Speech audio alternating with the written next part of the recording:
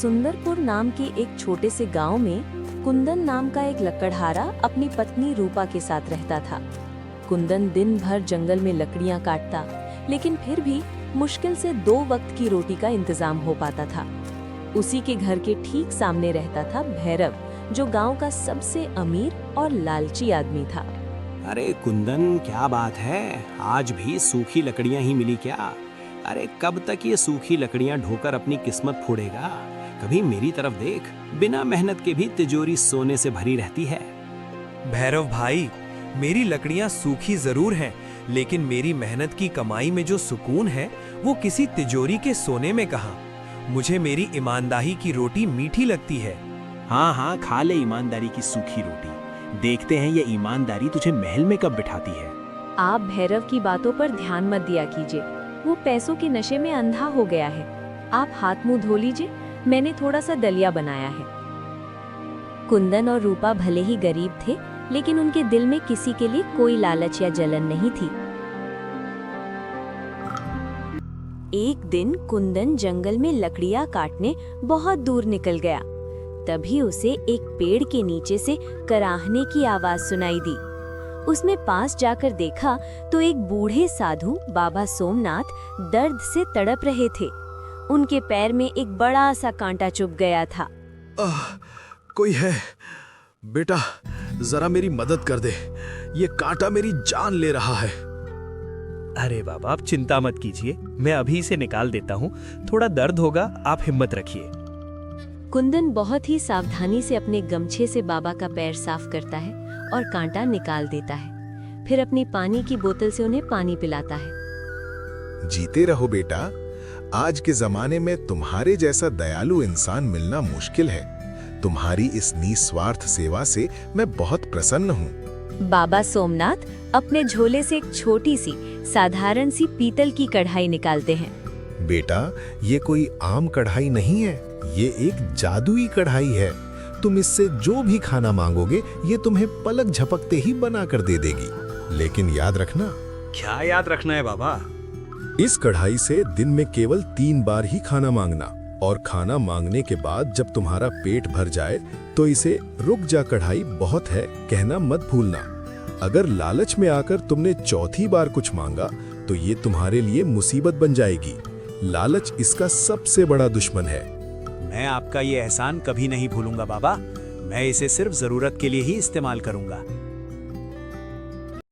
कुंदन खुशी खुशी वो कढ़ाई लेकर घर पहुंचा और रूपा को सारी बात बताई।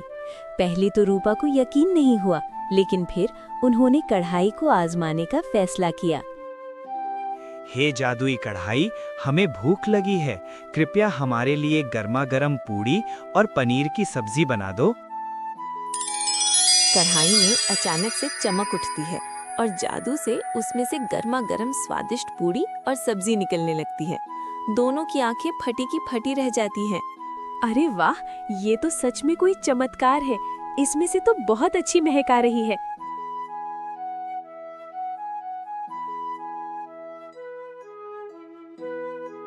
अब हमारा पेट भर गया है, रुक जा कढ़ाई, बहुत है। कढ़ाई में से खाना निकलना तुरंत बंद हो जाता है। अब कुंदन और रूपा की जिंदगी बदल गई थी। वो दिन में 3 बार अपनी मनपसंद चीजें कढ़ाई से मांगते, लेकिन उन्होंने अपना लालच नहीं बढ़ाया। वो जो भी एक्स्ट्रा खाना होता गांव के भूखे और गरीब लोगों में बांट देते।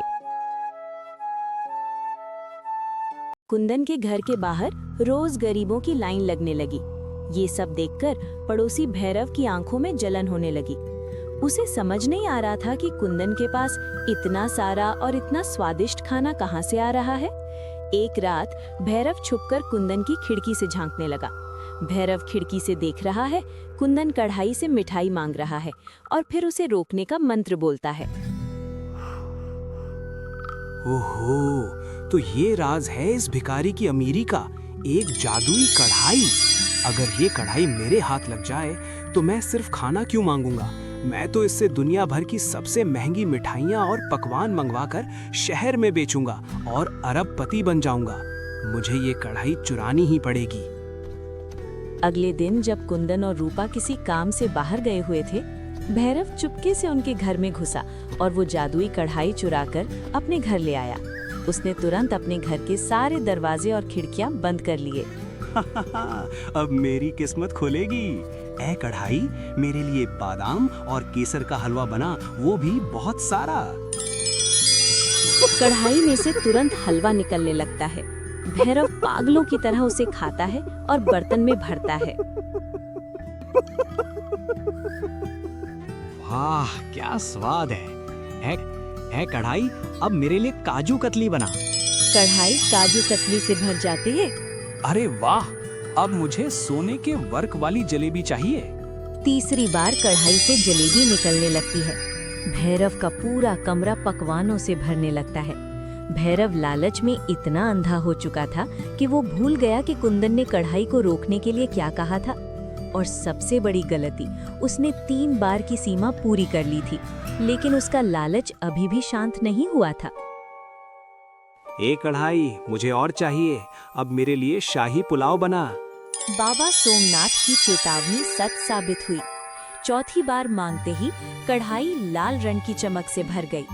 उसमें से खाना निकलने की बजाय अब उबलता हुआ चिपचिपा और बदबूदार कीचड़ निकलने लगा। अरे, ये क्या हो रहा है? ये कीचड़ कहाँ से आ रहा है? बंद हो जा, रुक जा कढ़ाई, रुक जा मेरी माँ। कीचड़ कढ़ाई से उफनकर बाहर गिरने लगता है। भैरव का कमरा कीचड़ से भरने लगता है। भैरव दरवाजा खोलने की कोशिश करता है, लेकिन दरवाजा बाहर से जाम हो जाता है। बचाओ, कोई मुझे बचाओ, मैं इस कीचड़ में डूब जाऊंगा।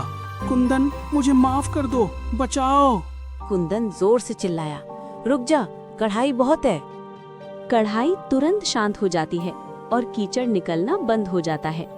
कुंदन और रूपा मिलकर भैरव को बाहर निकालते हैं। भैरव कीचड़ में सना हुआ कुंदन के पैरों में गिर पड़ता है। मुझे माफ कर दे मेरे भाई, मेरे लालच ने मेरी आंखों पर पट्टी बांध दी थी। मैं तुम्हारी खुशी देखकर जलने लगा था। आज इस कढ़ाई ने मुझे बता दिया कि बिना मेहनत का और लालच का फल कितना भयानक होता है। मैं ये कढ़ाई तुम्हें वापस करता हूँ। जैसे ही कुंदन कढ़ाई उठाने के लिए हाथ बढ़ाता है, वो कढ़ाई अचानक हवा में गायब हो जाती है। अरे, कढ़ाई कहाँ गई?